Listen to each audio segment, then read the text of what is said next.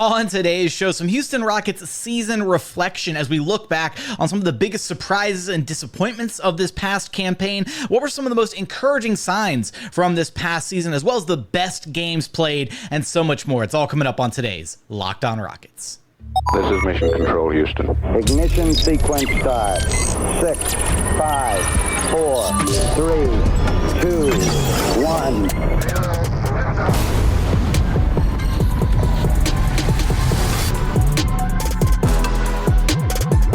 What's up, and welcome to another edition of Locked On Rockets, your daily podcast home for everything Houston Rockets basketball. As always, I'm your host, Jackson Gatlin, native Houstonian and credentialed media member. I'm also the host of Locked On NBA Mondays. Be sure to follow along on Twitter at JT Gatlin. The show, of course, at Locked On Rockets, free and available wherever you listen to your podcast, including YouTube, where the best way that you can help the show out is to share your thoughts in the comments. Comment whatever you feel like. Could just be Go Rockets, but I also really look forward to seeing your comments about the actual show. So tell us what your biggest surprises and disappointments of this past season were. What were some of the most encouraging signs, as well as the best games? Let us know in the comments. But today's episode is brought to you by FanDuel. Make every moment more this season with FanDuel. Right now, new customers get $150 in bonus bets guaranteed. That's $150, win or lose. Visit FanDuel.com/lockedon to get started. And as always, thank you so much for making Locked On Rockets part of your day every single day, whether it's on your way to work, on your lunch break, in the gym. Thank you for being an everydayer and making the show part of your day every single day. Joining us now for a little Houston Rockets season reflection is none other than your weekly co-host, NBA draft enthusiast, and diehard Houston Rockets fan, Madison Moore. You can track down on Twitter at MadmanLeaks. Dr. Madison, I apologize, Madison. I got to use your formal title these days when I introduce you on the show.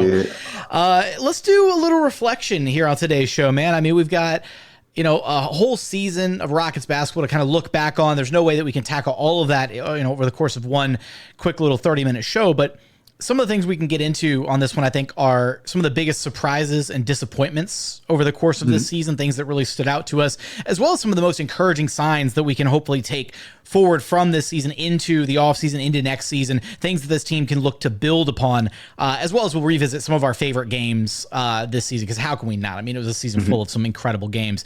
Let's start with the biggest surprises. Madison, hit me with one of your biggest surprises from this season. One of my biggest surprises from this season has to be Amen Thompson. I think Amen Thompson, the way he adapted his game, I think he not only surprised Rockets fans and all of us, but I think he actually surprised a lot of draft scouting people. I think the projections for who Amen Thompson would be as a player, no one really talked about him in this sense. They talked about his brother kind of as a wing, pseudo, do-it-all defender guy. But Amen Thompson, seeing him in that role, a lot of people didn't really imagine that. And it kind of changed the way we thought about his game. What's actually really funny that you bring this all up, I remember one of the discussion points back during the pre-draft process and everything for the Thompson twins was, can Ausar become more like Amen, right? Can he develop the handle? Can he become more of a playmaker, right? Is that one of those? So I remember that take being a thing. In fact, if I do remember, I think that was one of your opinions, is that Ausar might have been been able to get up to that same level as Amen, as a playmaker, as a facilitator, that kind of thing. I didn't think they were too far off from each other in any of those aspects. I thought they both would be works in progress, but I think it's always shocking when a player can come and contribute immediately to winning basketball. And that just was a testament to how his IQ translated defensively to his defensive playmaking. And one of the things that was always there, we always kind of felt like Amen was going to be a good defender, somewhere down the line. But the way it translated athletically is what I think really stood out to me, is that quick twitch ability that we thought would be kind of his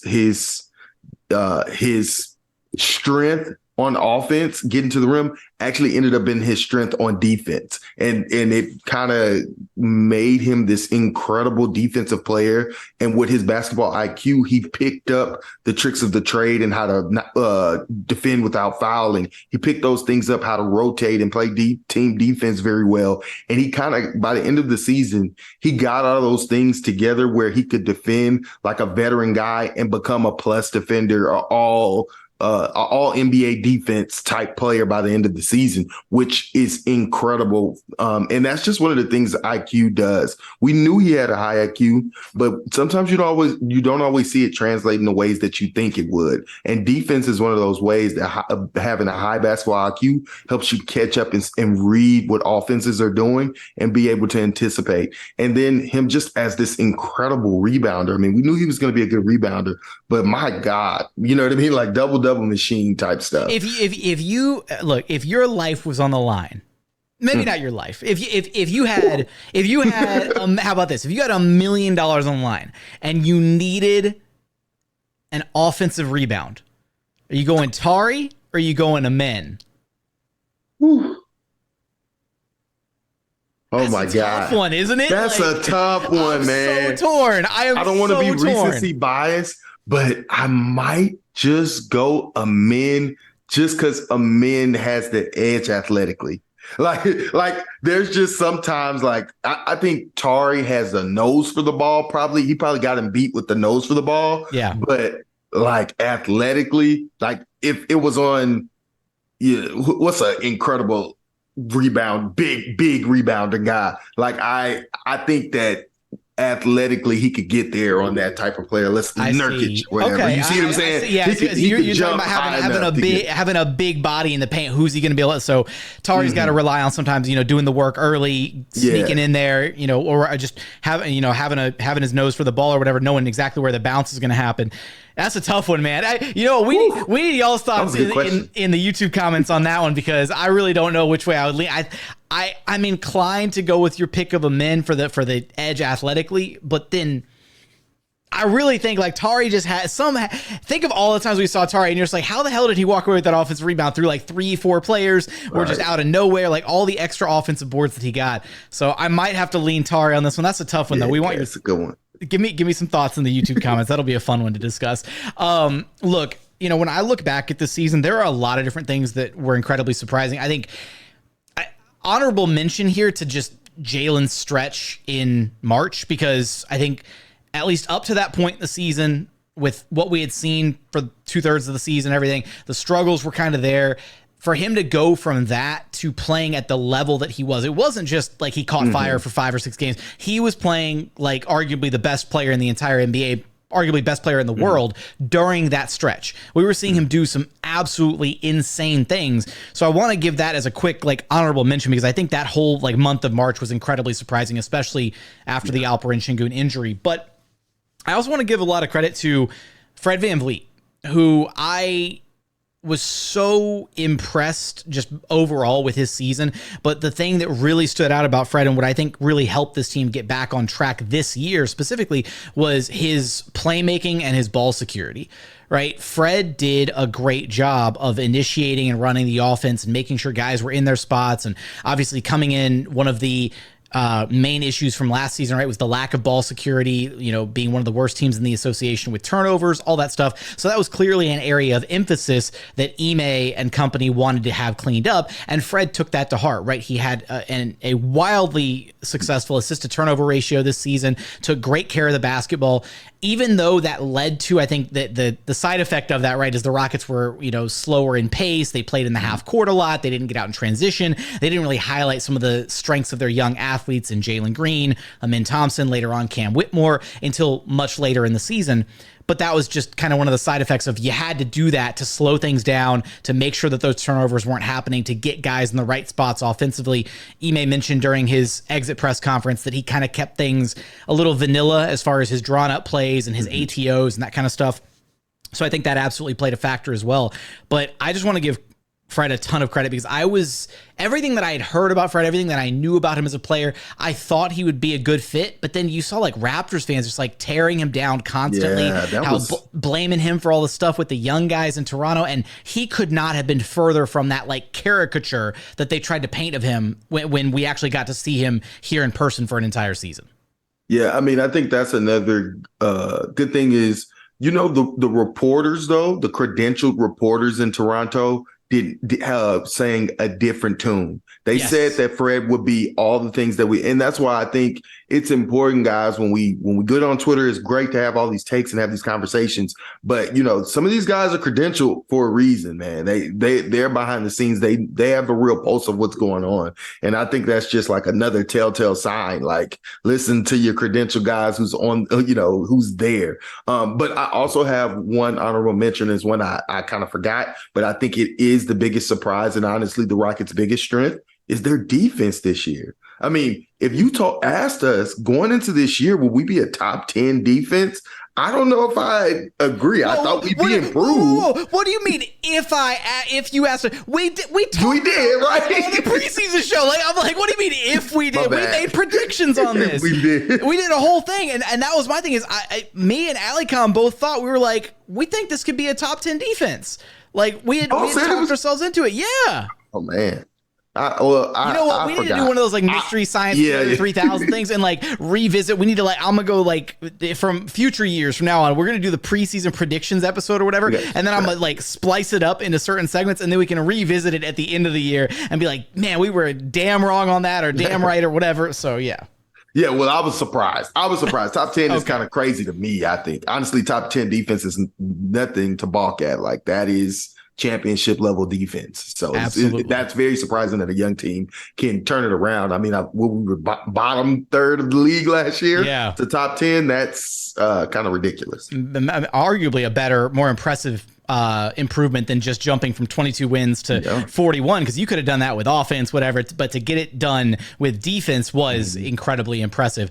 Coming up, we're going to get into some of the more disappointing aspects of this Houston Rockets season, as well as some of the most encouraging signs for this team moving forward, as well as a handful of our favorite games from this past calendar year. We're going to get there in just one moment. First, today's episode is brought to you by Yahoo Finance. Let's get straight to the point. You want to grow your portfolio to deal with the rising cost of inflation, to pay off your debt of your mortgage, pretty much anything standing in your way of you and financial freedom, right? With Yahoo Finance, you can get access to news, data, and tools that you need in order to help reach that financial freedom. For more than 25 years, Yahoo Finance has been the brand behind every great investor. Whether you're a seasoned investor or looking for that extra guidance, Yahoo Finance gives you all the tools and data you need in one place. They're the #1 finance destination, producing a holistic look at the financial news cycle, including breaking news, original editorial perspectives, analyst ratings, independent research, customizable charts, and so much more. With a community of over 90 million users each month, their real strength is helping you on your way to financial success. For comprehensive financial news and analysis, visit the brand behind every great investor, yahoofinance.com. The #1 financial destination, yahoofinance.com. That's yahoofinance.com. Today's episode is also brought to you by FanDuel. It's playoff time in the NBA and NHL. Baseball season is in full swing, and FanDuel is your place to bet on every single game. Don't miss out on any of the action. Right now, new customers get $150 in bonus bets guaranteed. Guaranteed! That's $150, win or lose. Bet on everything from slap shots to home runs to slam dunks, all on an app that is safe, secure, and super easy to use. So what are you waiting for? Visit FanDuel.com/lockedon and make your first bet an automatic win. That's FanDuel, America's #1 sportsbook. And continuing on here at Locked On Rockets, your daily podcast, home for everything Houston Rockets basketball. Now, Madison, as we were kind of navigating some of the surprises from the season, most of them were good, positive, pleasant surprises. Now, unfortunately, there is, even though there was a lot of good with this Rocket season, there was still some bad. There were some disappointing things from this most recent season. You want me to tee this one off, or you want to tee it off with something that kind of stands out to you as far as something that disappointed a bit this past season? I mean, I can go first. I went first last time. Maybe you should go first this time. All right.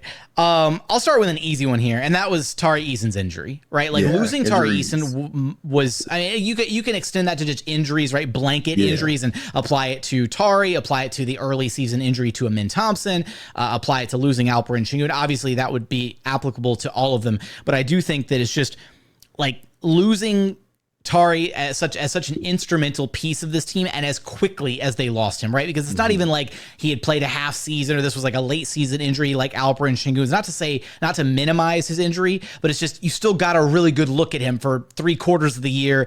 He played like an all-star. That's great. For Tari, like, it felt like he barely got started and then he was already shut back down, right? He basically played like a month of basketball when you crunch the actual games. 22 games played, that's it. So I think that was one of my most disappointing things from this season. Definitely very disappointing that we didn't get a really much of a season at all from Tari. I mean, in the games that he played, I felt like he was impactful, but you could tell that was just a dog in and playing 12 and through. 10 in the games that he played. Right.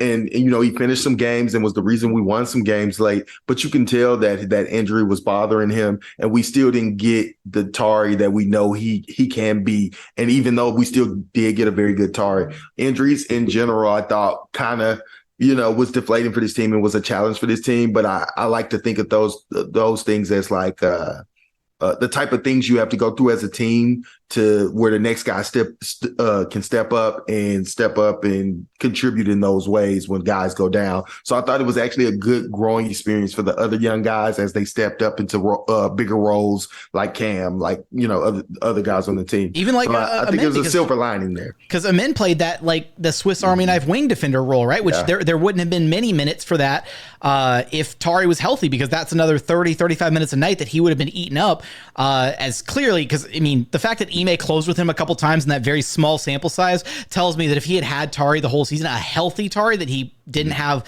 you know, a bum leg, whatever that he was dealing with, he would have used Tari to close a lot of games this season for his just his defense alone. All right, I led with mine. What you got?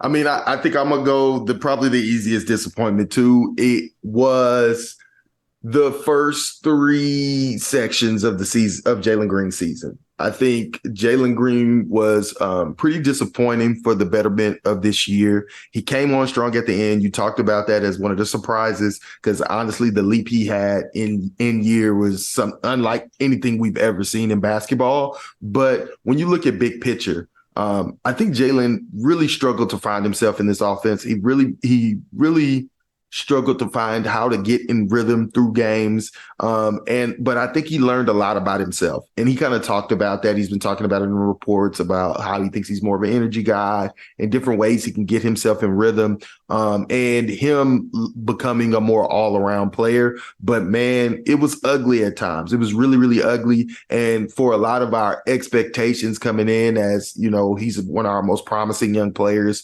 expecting him to take the year 3 leap that a lot of players take. We didn't quite get that this year, and it was very disappointing. But I think it taught the fan base something about being patient with our young guys, about how development isn't linear, and you have to give these guys time to shine. And I think Jalen, through his perseverance, rewarded not only himself with his play in March, but also the Rockets fan base, and kind of reignited our promise and our hope and our, expectations in him next year. So I think through that disappointment, we also had a lot of joy. I think that was incredibly well put, and I think I've explained it in this context before, but I'll do it again just in case it was somewhere else or whatever. But I think in a way we were almost spoiled by like the early season success, in that so many guys looked comfortable very quickly in Ime's system, right? Sengun started playing like an all-star. Tari and Jabari looked comfortable. Dillon and Fred obviously excelling in their roles. It really did kind of feel like everybody was finding their niche in the offense, in the defense, whatever their role was on the team. And Jalen was really struggling to find his, because he had the biggest adjustment to make of anybody on the roster. And because Ime wanted him to be a more well-rounded player, he was breaking him down to build him back up, all that. And because of that, because of the success, like juxtaposed from everybody else to Jalen's struggles, it kind of amplified those struggles, unfortunately. And this is hindsight 2020. This is going back, thinking about it, revisiting this, trying to see where the team was at, everything, all encompassing. But I agree with you. I mean, I think that the jump that he had at the end of the season was sensational. And not that it like makes up for like how rough the first chunk of the season was, but it at least renews that hope in him that he can be, potentially that star level player that you'd hoped he could be when you drafted him a little bit further down the line. So I love that one. That's a good one. It's probably like you said, the easiest one to go with. I'll throw you one. I was so disappointed and kind of shocked. This could go for disappointment or surprise with how bad they were on the road. Like it was crazy how bad they were on the road. And I I know that like home versus road splits are a very real thing. Obviously there's a comfortability level to playing at home, but I wonder if at some point it just became kind of mental, where like they just got to a point where they were like, well, we're on the road, it means we're going to lose. Or like they just got so hype at Toyota Center that they just felt invincible there. I don't know what it was, but if you could have even just evened out that road record just a little bit more, I mean, they'd be in the play-in right now. Man, I felt like, especially early in the season, like the first 30 games, I felt like the Rockets were actually the beneficiary of a lot of like 3-point luck. I actually thought we were playing really good rotation, good defense, and what we chose to give up was we were running 3-point shots, and guys weren't really knocking them down. But it's infamously famous that teams shoot better at home. Right. So when we got on the road, I felt like the intensity was there, but teams did not miss those threes that they were missing at home for us. And I thought I thought the Rockets really struggled from that. And also the opposite happens as well, is typically role players don't shoot as well on the road.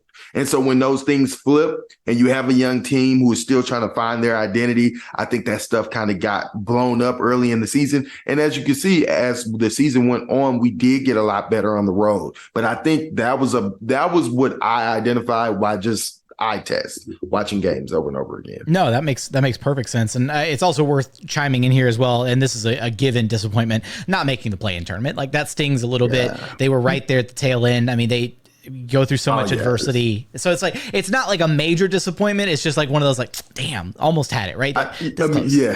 Yeah. I mean, and to put that all in together, I think it was very disappointing to see the Rockets lose a lot of close games and drop a lot of games. Like when we limped into the All-Star break, dropped that game against Memphis, dropped some games that we could have won. Like I think Rafael said it. We dropped about 5 or 6 games that were in our hands, whether it be free throws or we had the early Spurs game, and then with the Dallas game, these free throw debacles. I think late game execution, turnovers, I think that was pretty disappointing, but expected, because we are a young team fighting our way. And I thought it was actually some really good experience for our young guys to understand where their weaknesses are and how the level they have to reach to actually close games. Look, just whatever we do this offseason, just lock Jabari Smith Jr. in a gym somewhere and tell him to get up 10,000 free throws. And as long as he hits, say 80% of them, we'll tell them it's all right. It's all good. All right, coming up, we're going to get into some of the most encouraging signs from this past season, as well as our handful of our favorite games that you should absolutely go check out in case you missed any of these, pretty awesome games throughout the course of the season. We're going to get there in just one moment. First, today's episode is brought to you by LinkedIn. When you're hiring for your small business, you want to find quality professionals that are right for the role. That's why you have to check out LinkedIn Jobs. LinkedIn Jobs is the tools to help you find the right professionals for your team faster and for free, because LinkedIn isn't just another job board. LinkedIn helps you hire professionals you can't find anywhere else, even those who aren't actively searching for a new job but might be open to the perfect role. In a given month, over 70% of LinkedIn users don't visit other leading job sites. So if you're not looking on LinkedIn, you're looking in the wrong place. LinkedIn knows that small businesses are wearing so many hats and might not have the time or the resources to hire. LinkedIn is constantly finding ways to make the process easier. They even just launched a feature that helps you write actual job descriptions, making the process even easier and quicker. 2.5 million small businesses use LinkedIn for hiring. So post your job for free at linkedin.com/lockedonnba. That's linkedin.com/lockedonnba to post your job for free. Terms and conditions apply. And final segment here at Locked On Rockets, your daily podcast home for everything Houston Rockets basketball. All right, let's get into some of the most encouraging signs from this past season. We'll end with some positivity as well as some of our favorite games from this past year. Madison, one of the things that I think it was one of the biggest questions kind of coming into the season, and just a question that was going to impact the Rockets for a long time until they knew the answer to it, was, can Alperen Sengun A, play high level defense, and B, like, can he not be a net negative on that side of the floor? And then B, like, what's the ceiling of that defense? And I think that this year, already in year one, just 1 year with Ime Udoka, we answered that question. Sengun can absolutely be at least the anchor or the big man of a top 10 or even throughout stretches of the season, top 5 defense in the NBA.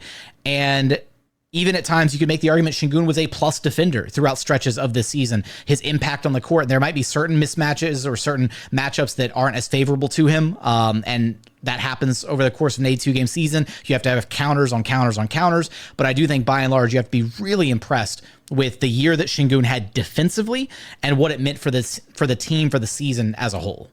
I mean, I think we don't reach top 10 status without Alperen Sengun, and that's a big statement to make this year. There are major questions surrounding Alperen Sengun's limitations on the defensive end, and it was the questions that we all needed answered moving forward, especially when we have a lot of decisions to make on these young guys and who can be a cornerstone on a championship team. It's not just about being a good player on a winning team. We're trying to build champions here in Houston. And it was very important for Alp to flash in the ways that he flashed, especially early this season, playing not only great offensively, but like we're saying, defensively. So I'm very encouraged by Alp's play defensively. I thought his rotations were really good for the better part of this year. And I thought depending on the scheme, Alp could be really aggressive and really effective. Yeah, he's got the quick hands. He's got the basketball IQ, all of it, and that allowed him to be a really impactful defender. We saw just how good he looked on that. Again, that could have gone under surprising, could have gone under encouraging, could have gone disappointing that we didn't see it sooner, thanks to drop coverage by yours truly, Steven Silas, for a couple seasons. No, I kid. I'm sorry. That was a stray shot. All right, look, give us one of yours, Madison, one of the most encouraging things that you saw take place this season. The most encouraging thing that I saw took place this season was the growth of our young players, our core six. Our core six are firmly in the mix, all showed all-star potential this year.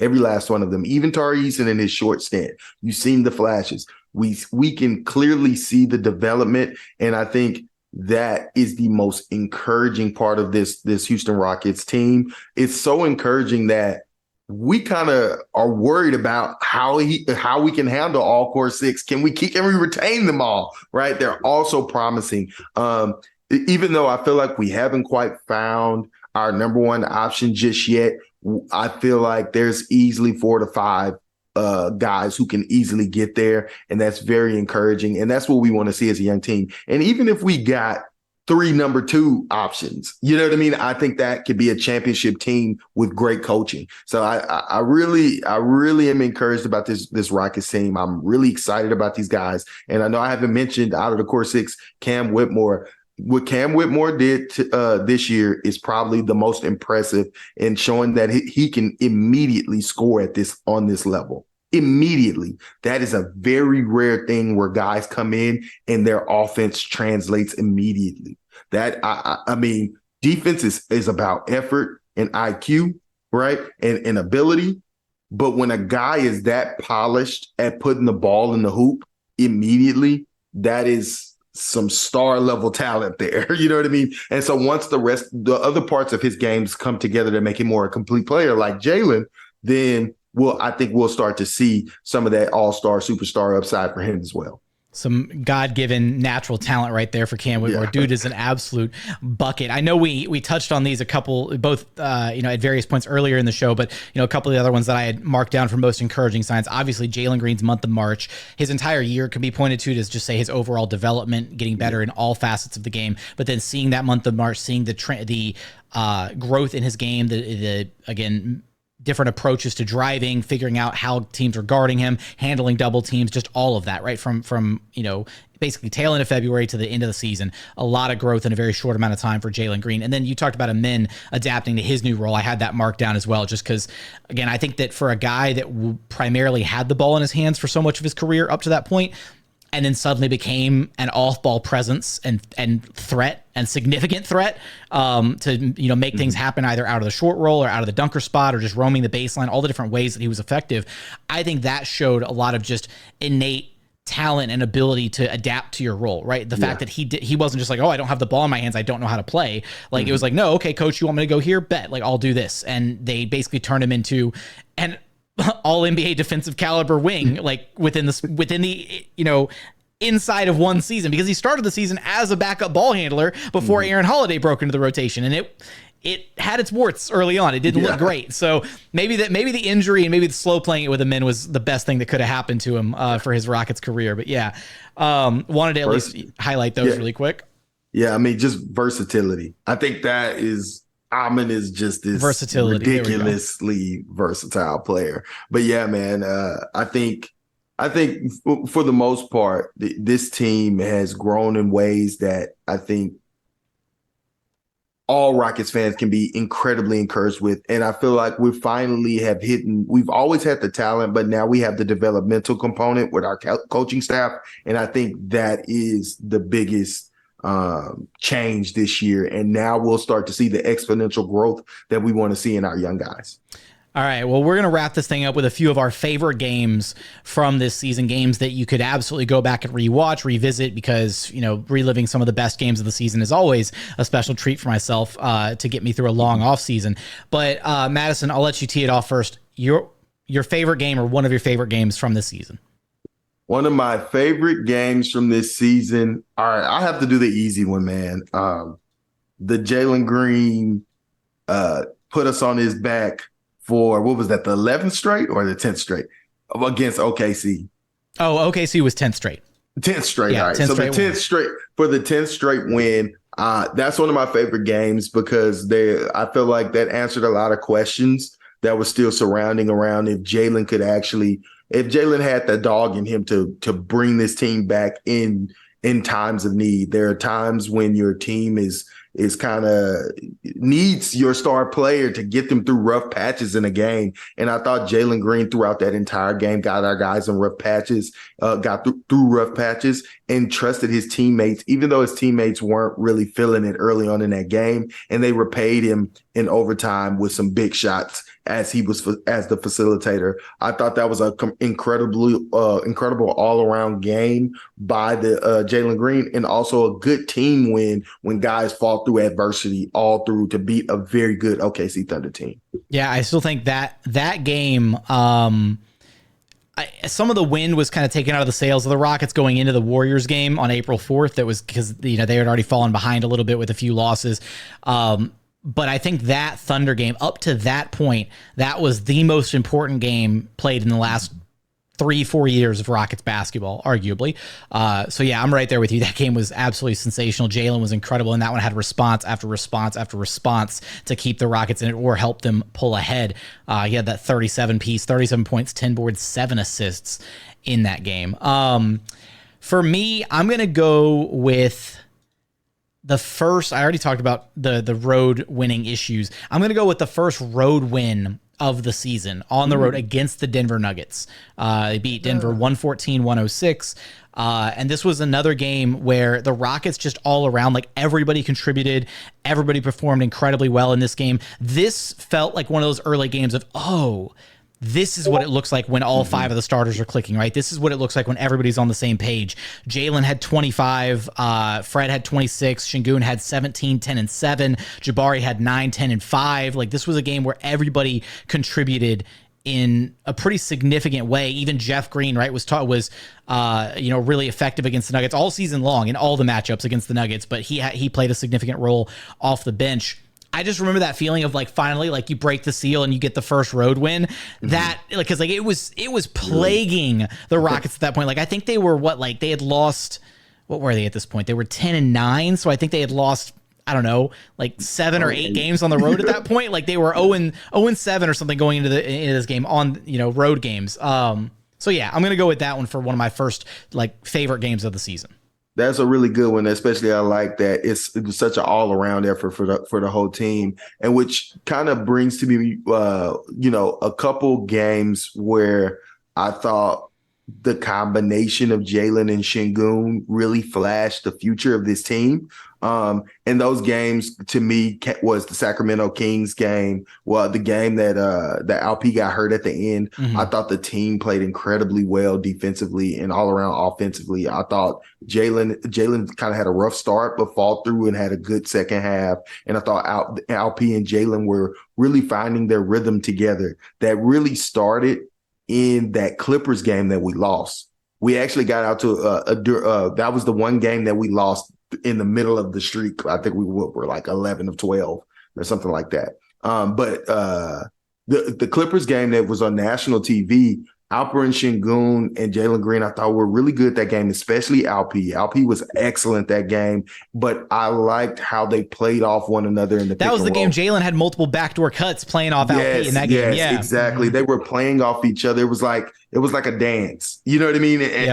And that's what I see. A lot of is made about Jalen's incredible play with Alp off the floor, but I actually saw a lot of incredible play, and I've always seen incredible play with those two guys playing together with at dribble handoffs, and as Alp as the screener, as Jalen is excellent at finding Alp in the middle of that defense and him making plays. And I thought that the Kings game and the Clippers game specifically were like some just beautiful music between those two guys that I really, really enjoyed, even though we came up short in that at the end of that Clippers game. I thought it was a really good preview into the future of this team. No, great. I had the Clippers game pulled up as one of my honorable mentions, just because, like you said, there was so much good to come out of that game. Yeah. It was a really, really impressive game against a very good Clippers team. Like this Clippers team, since the little rough patch to start with James Harden, but then once they figured it out, their first win against the Rockets, unfortunately, in that stretch, they went 0-6 with Harden out the gate, and then they won that first game against the Rockets, the first game that Russ moved to the bench,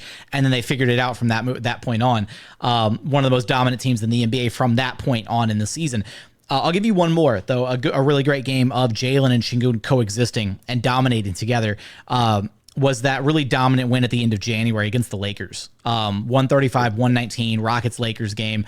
Jalen that night had 34 points on 12 of 23 shooting. He also had 12 boards, 7 assists. And then Sengun had 31 points, 12 rebounds, 7 dimes, 2 steals on 12 of 23 shooting. They were an insane duo in that game. That game was absolutely bananas. Shout out to Cam Whitmore too, had 20 points off the bench. Fred VanVleet had 14 dimes in that one. It was a ridiculous all-around game. Easily one of the contenders for like game of the season. Yeah. Like I might put that. I think the OKC game probably takes the cake because of the stakes a little bit, but just from a sheer like watching the future cook kind of game, this game against the Lakers was something special. And then I gotta give credit to Sengun dropping 45 on Wemby. That's my last one. I'm going to point out. That's the one. Oh my God. That game was the Spurs fans' tears that came from that game. That was easily one of the best games of the season. No, hey, we got to give a real shout out to Alp, man. Next to Fred VanVleet, Alp was arguably our best player, and he had some games where he just dominated his matchup. I mean, do you remember that first Sabonis game, the first Kings game? Oh my God. Where he just took his lunch. And you know what I mean? Those are the type of things, man. Alp comes out with some real fire in some of these games. And he absolutely sunned Wemby. And this is in a stretch where Wemby was really ruining teams. He was finding himself. Like he understood. Yeah. No, Wemby had come well within himself and had been really, excellent down the stretch of the latter end of the season. Like Wemby really came on strong. And that was during that period. And Alp said, no. You're little. He said, no, and I'm going to show you. Hold my beer, right? And he was even talking about it after the game. He was like, oh, well, he's not that strong. So like all I did is I put my chest into his, or like, I backed him under the rim. And he was literally like, no, I just put him in the weight room. That's what I did. That's excellent stuff from Alp. That was actually, I had that one in the back of my mind too. I'm glad you said it. I almost forgot. I needed that one up there, and I'm tabbing through up here because I had a few selected. No, we got through all the ones that I had, because I had my top 3, and then I had a couple like honorable mentions in there. So I wanted to make sure that we covered all of those. But the only last one is, I'll say, the Suns game where Jalen was going off and he got into it with Bradley Beal and got him kicked out the game. Yes, sir. Okay. That was also an excellent game, and it just showed the Rockets fight. You know, that was a big part of this season is that they wasn't no scrubs. You know what I mean? They were gonna be punked, and I like to see that from Jalen. No, absolutely great. No, great one. I'm glad we got that one in there too.